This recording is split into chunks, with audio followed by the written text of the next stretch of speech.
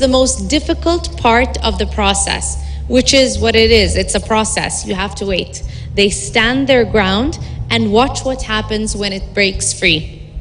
Our work in climate action is of similar nature as the doom palm tree. Today, we're here celebrating the achievements as a culmination of huge, consistent efforts that started decades ago from different parties and the UNFCCC. And every seed we plant today together will continue to grow and flourish and thrive years later. My country, the United Arab Emirates, planted diverse seeds in youth empowerment and youth action. And today, we are enjoying the ripeness of these fruits. 60% of our negotiators at COP28 are youth. 36% of our COP28 presidency team are youth. Young people of the UAE have been involved in all of our NDCs and climate change strategy and policies federally. Young people worked on the Emirates Youth Climate Strategy. For 15 years, the Zayed Future Energy Sustainability Prize has been transforming the lives of young people across 151 countries, over 378 million young people. The prize engages the younger generation to rethink and reimagine the climate crisis. And today I'm beaming with happiness because I saw a couple of our alumni who are from Kenya and who have been able to use the funds of the prize to unlock and solve solutions in their own underprivileged communities. This year, why am I standing here? Because the COP28 presidency planted a seed to create the Youth Climate Champion portfolio to address the evident gap of meaningful youth participation in the COP process.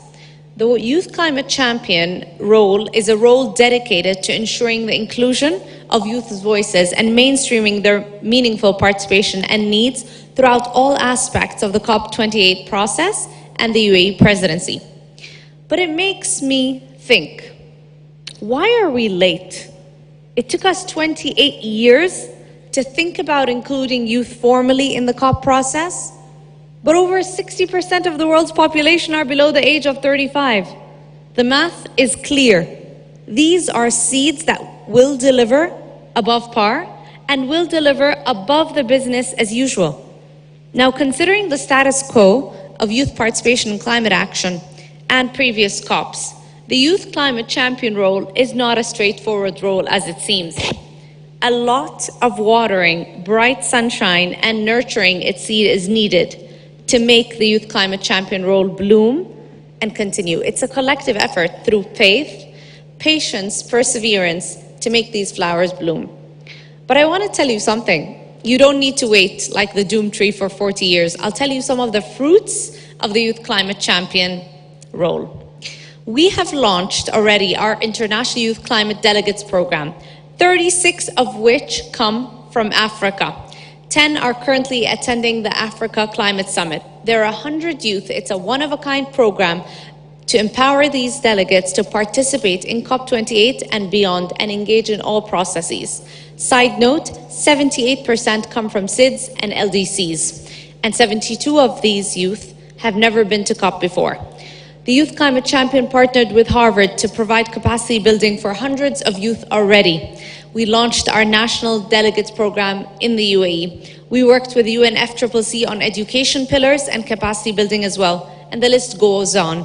But one of the fascinating things as well is the Youth Climate Champion is working on reforming the Conference of Youth, or what they call COI, policy input process to feed into the global statement, which will be represented and presented to leaders at COP28.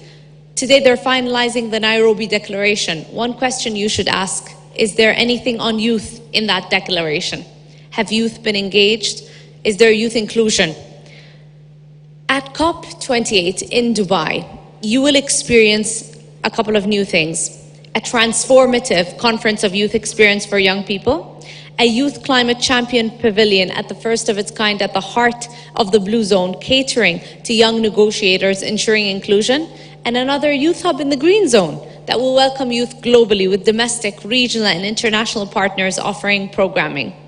But the doom palm tree is not just about the fruit. The tree, or any tree, I think you all know, represents lasting legacy of strength, resilience, and durability. And legacy embodies the values and the virtues of selflessness and sacrifice. And that's part of a bit of my country's DNA. The seed of the Youth Climate Champion is young people's dreams. And this is what we're asking for. We hope that consecutive hosting countries of COP make youth inclusion part of their operating manual, part of their status quo. One that is the new normal, that has structures and policies to ensure youth inclusion remains continuous and mainstreamed. Thank you for watering the Youth Climate Champion seed. This will be a narrative in history, the blossoming of a heartwarming tale of a humble seed that grows into a magnificent tree of inclusion, of unity. Let us continue to nourish it with implementation and with action, not rhetoric. But it really requires patience, it requires persistence and hope.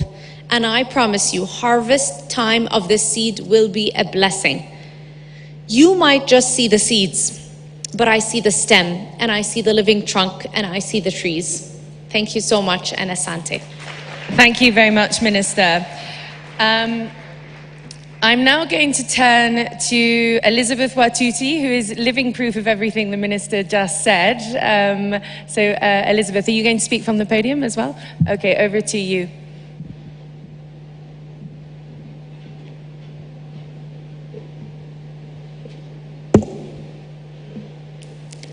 Thank you so much. I want to begin by saying that young people are the greatest assets that the African continent has. And young people can be everything and anything, provided we invest in their ideas, we invest in their solutions, and we invest in everything that they're bringing to shape and upscale Africa's green growth agenda. Before the start of this summit, we had a 3-day African Youth Climate Assembly, where young people from different parts across this continent came together to unite and amplify their voices as one. And they came together to showcase their ideas, because Africa is indeed rich of resources and ideas and solutions to address the climate crisis. We had a lot of innovations, ideas, and solutions from our young people across every part of this continent.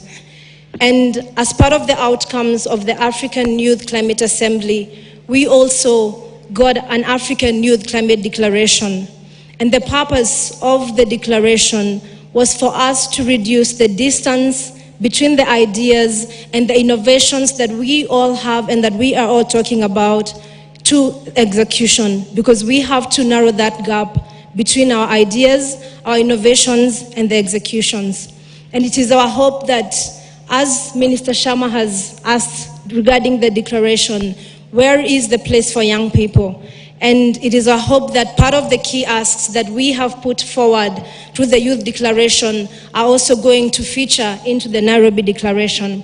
And one of the key asks that young people put forward through this assembly is that we want to be systematically embedded, because this is the time when young people are no longer going to be conference attendees or watching from the sidelines, but they have proven that they are actually solution providers, and they are innovating and bringing ideas that are shaping and changing the face of our continent and driving Africa's green growth agenda. And at the same time, for the young people across the African continent, we have definitely redefined what climate action looks like. We have redefined how our ideas and the solutions we bring to the table can be able to be part and parcel of the solution. And we cannot balkanize youth under one blanket, because we have to bear in mind that African youths also face many more challenges, but at the same time, African youths are driving solutions at the local level, driving solutions at the regional level, and driving solutions worldwide. And I am here to vouch for African youth to make sure that they have a place and a space at the existing climate and decision-making frameworks. Right now, African youths are now more focused on being the drivers of sustainable change. And we have seen the demonstrations, even from the look at the Expo Center, where a lot of the young people that are exhibiting the solutions they're driving were also part of the African Youth Climate Assembly. Therefore, the policies and the commitments that will be adopted from both our Assembly and the Africa Climate Summit should be implemented at the national, regional, and global levels to meet the collective climate adaptation goals. And we have to make sure that as part of this summit, that we embrace the longevity of how we are embracing and engaging our future generations, because they definitely have a greater stake at this. And as part of our declaration, part of the key asks were also an intergenerational green investment fund that allows for young people to collectively continue to upscale their innovations and their solutions and their ideas to the scale that Africa needs to address the climate crisis. And we hope that as part of the outcomes of this summit, that these solutions we are bringing to the table, that our voices that we have united and amplified are going to be embraced as part of this summit.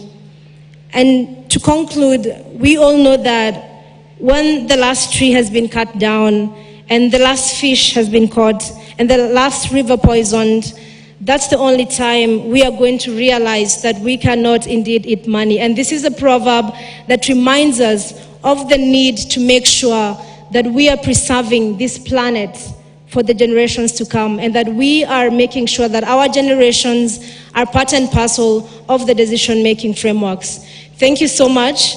And I would like to, since I have a few copies of the African Youth Climate Declaration, I'd like to request to kindly submit to the COP28 presidencies and also the UNFCCC, since these are the outcomes that we're driving through to COP28 and also to UNGA, because we have an entire roadmap that ensures that it's not just about being in the conferences, but it's about the actions that we take out there and on the ground.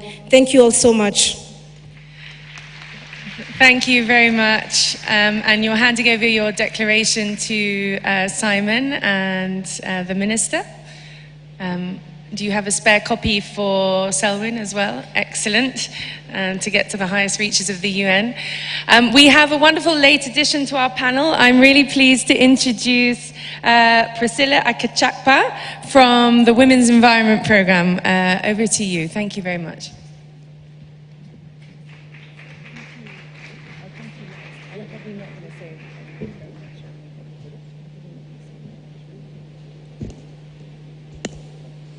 Excellencies, I stand here on behalf of the many African women and girls who are custodians of the land, nurturers of life, keepers of our communities, and keepers of knowledge, and wishes to inform this audience that we had a pre-summit to affirm our collective and steadfast commitment to protecting our continent, our countries, our communities, and our planet from the devastating effects of the climate crisis. I am here to demonstrate that the leadership of African women and to assert our presence in decision-making processes. We refuse to be constrained by colonial borders, and I'm here to declare and embrace Pan-Africanism values. We are profoundly worried about the loss of forests and communities in Congo, the conflicts in West Africa, sub-region, and the dreadful conditions of women and children in camps as a result of extreme weather events in Mozambique, Malawi, Kenya, and Nigeria, among others. We invoke the Ubuntu philosophy, and in my language, Ayatutuko no Kase, to remind ourselves and our leaders that the climate catastrophe and its interconnected challenges necessitate unity and solidarity. We stand together in our different identities, representing women from the hills and the mountains to the savannah and islands, women from agricultural to pastoral communities, women from government to civil society and academics, and women of all ages and differing abilities. On this day, we convey a clear and resounding message to African nations, the African Union, and their linked institutions. The voices of African women should never be an afterthought. We refuse to be tokenized, used to garnish panels, or used to meet inclusiveness at quotas, because African women make up the majority of the population on this continent. Climate depends thoughts, decisions, and actions must be led by us, for us, and with us, rather than dedicated by businesses or so-called developed imperialist partners and their agencies. It is intolerable for African women's voices and agendas to be excluded and marginalized on their own soil by our own institutions. We gathered on the outskirts of this meeting to express our concerns and hold the global north and climate polluters accountable. African women are keeping a careful eye on them. Their only role in this summit should be to agree to carrying out their responsibilities, providing their due share of grant funding, and abstaining from supporting damaging market-based schemes in the name of climate solutions. The struggles of young women in island communities, women-scale farmers, dealing with unpredictable weather patterns, women living with disabilities in the face of climate emergencies, and women living in urban communities are stark reminders of the impact, losses, and damages that are being experienced on this continent. The voices of these communities must be central to the agenda of this climate summit. Importantly, we are here to claim and own our complex realities for those who believe that African women are helpless, victims waiting to be served. Yes, we're among the most affected by the climate issue, but we are also the architects of genuine, long-term, and gender-just climate solutions. As we move from Nairobi to COP28, we urge our leaders, and indeed the world leaders, to commit to putting African women's leadership at the center of climate action. Women are underrepresented in global climate change policy processes in Africa. African governments must actively encourage and promote women's participation and engagement in all elements of climate policy, from design to implementation and monitoring, and ensure that they're contextually relevant to their experience and lived realities. We also we demand climate finance in the form of grants and public funding, guided by the principles of collective but differentiated responsibilities. The establishment of a loss and damage fund to cover economic and non-economic losses and damages, and a stronger financial commitment during the global stock take and new collective and quantified goal is what we're asking for. We reject forced solutions on our land that are aimed to generate private profit and legitimize the global north's lack of ambition in decreasing emissions. Carbon markets and geoengineering are bogus solutions that hurt our planet and people. Net zero is not true net zero. We call them to commit on delivering on the 2003 Maputo Declaration by allocating at least 10% of African countries' national budget to domestic agricultural financing. Only gender-just and Pan-African policies and solutions that protect indigenous farmers and traditional farmers system from commoditization, the effects of climate change, and capture of multinational corporations promoting industrial agriculture can ensure Africans' food and nutrition security. We call that involve Africa. We want the our leaders to involve African individuals and communities actively and systematically in climate change awareness programs and climate activities to enhance community ownership of climate initiatives, particularly in adaptation, just transition, and catastrophic risk efforts. For the global north, we call on them to reduce your emissions by eliminating fossil fuels now. Contribute your fair share of grant and public funding rather than loans and private market-based finance. Remove yourself from the perspective of the colonial past. Multilateral spaces must embrace collaborative leadership concepts and put an end to the overt and covert control of the global north. Africa and other states from the global south have the right to equal decision-making in the international processes. We, African women, pledge to do everything in our power to free ourselves and our communities from the exploitation of existing economic and social institutions that have contributed to the difficulties we face today. Allow our voices to be heard, and let our actions serve as a light of hope for a more sustainable and just future for all. In solidarity, we stand with all African women who are not here. Thank you very much. Thank you very much, Priscilla. And just for the audience, we won't have time for a discussion, but we will keep going for a few more minutes because I think it's crucial also to hear from my good friend Selwyn, who's going to tell us what's going to happen at the UN General Assembly and the Climate Action Summit on the way to COP. Thank you, Selwyn. Over to you.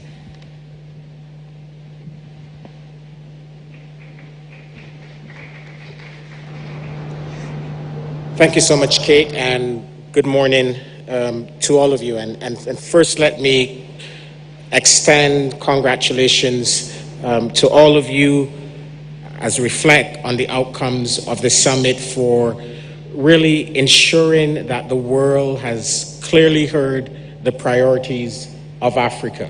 It's heard from African civil society organizations, it's heard from African leaders, and it's heard from African young people as well.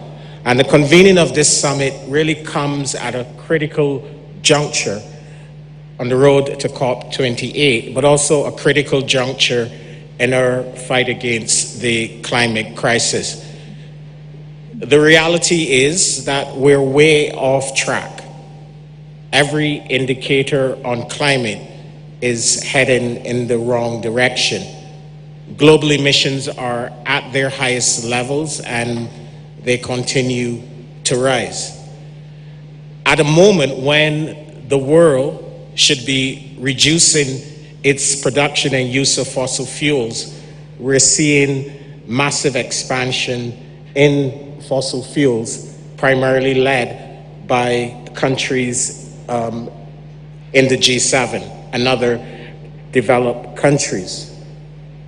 The reality is that as we move close to the 1.5 degree goal of the Paris Agreement, impacts will rise, and we're already bearing witness to this.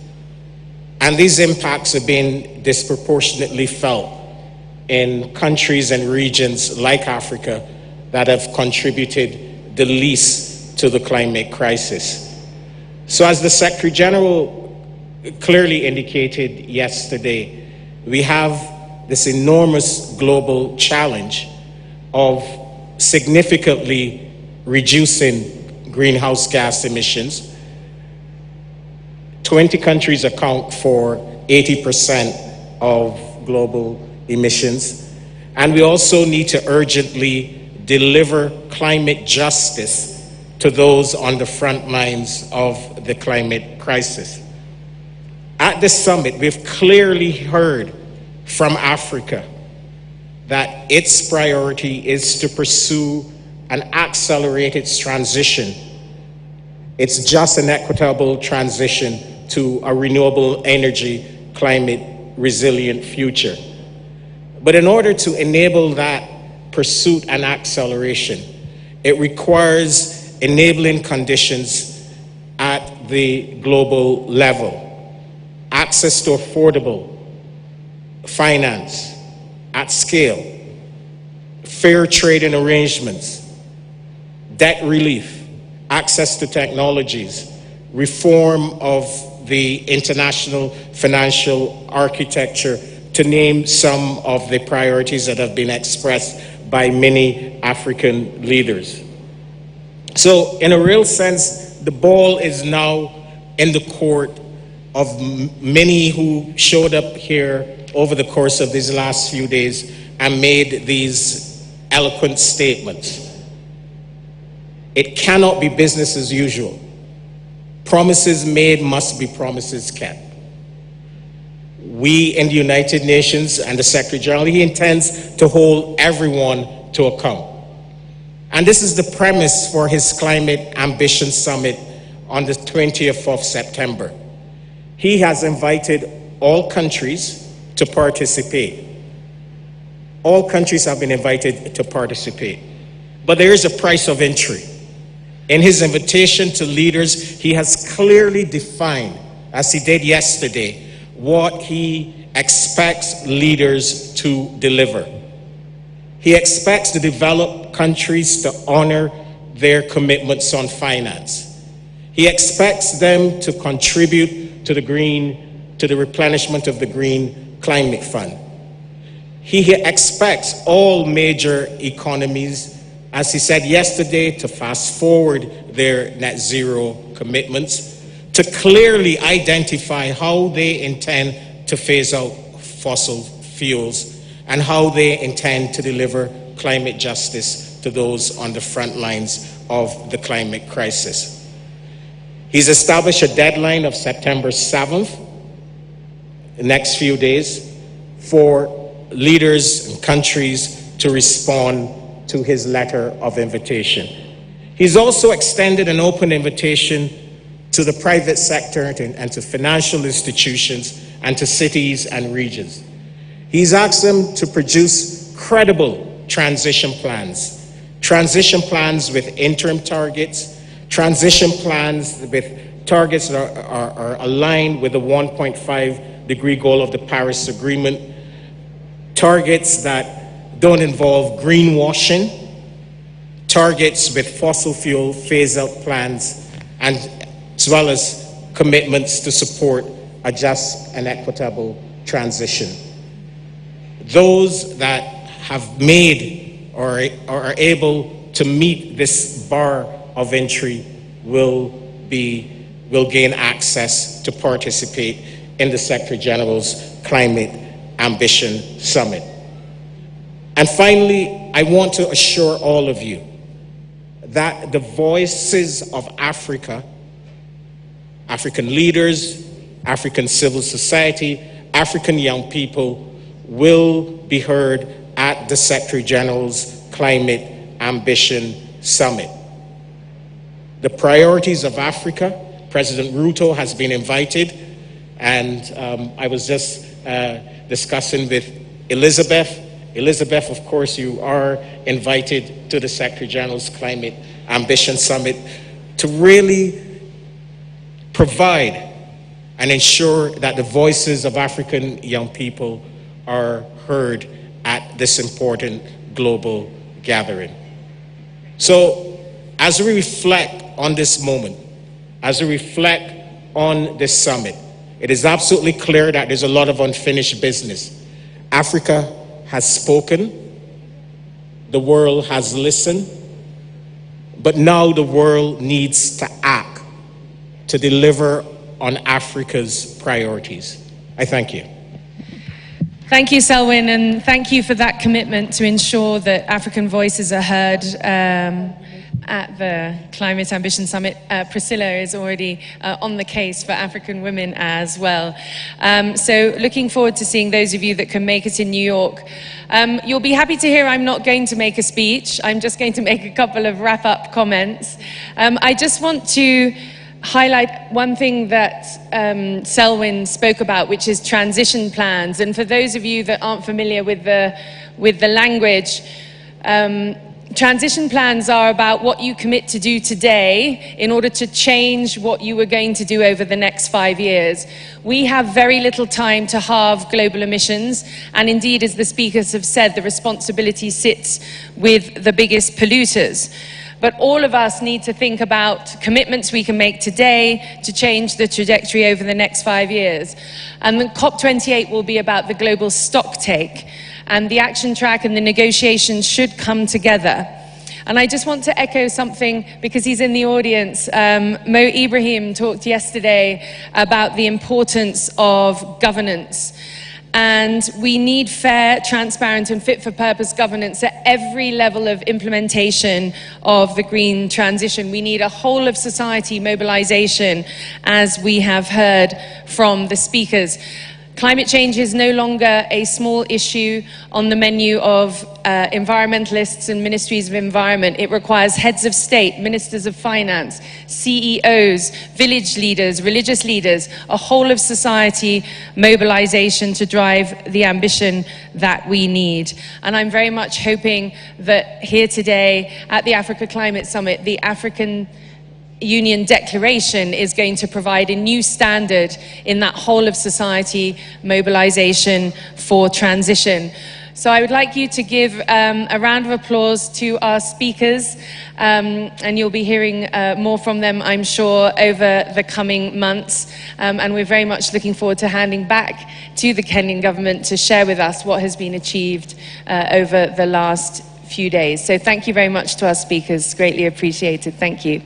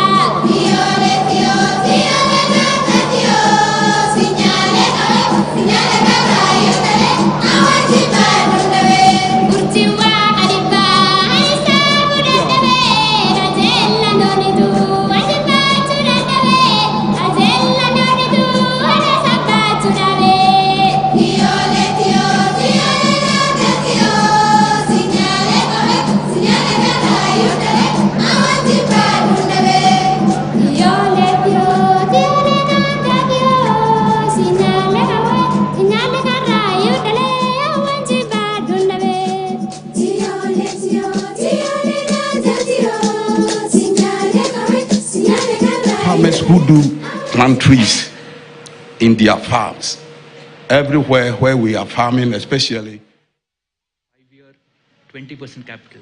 They grew on a 40-year, 30-year 2% capital. Highly subsidized. Highly subsidized, right? We forget that.